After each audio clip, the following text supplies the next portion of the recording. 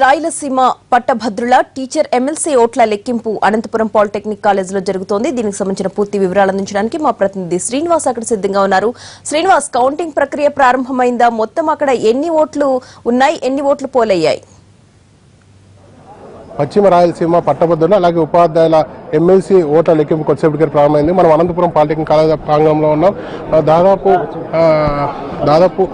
పట్టభద్రులకు సంబంధించి 26 మంది అభ్యర్థులు, ఉపాధ్యాయులకు సంబంధించి 10 మంది అభ్యర్థులు బరిలో ఉన్నారు. మనం చూడవచ్చు టీచర్స్ కాన్స్టిట్యున్సీ కౌంటింగ్ హాల్లో ఉన్నాము. దాదాపుగా 10 మంది అభ్యర్థులు బరిలో ఉన్నారు. మరోవైపు మనకు అందుతున్న సమాచారం ప్రకారం ఏదైతే ఉందో పట్టభద్రులకు 26 టేబుల్స్, అలాగే ఉపాధ్యాయులకు సంబంధించిన 16 టేబుల్స్ ఉంటాయి.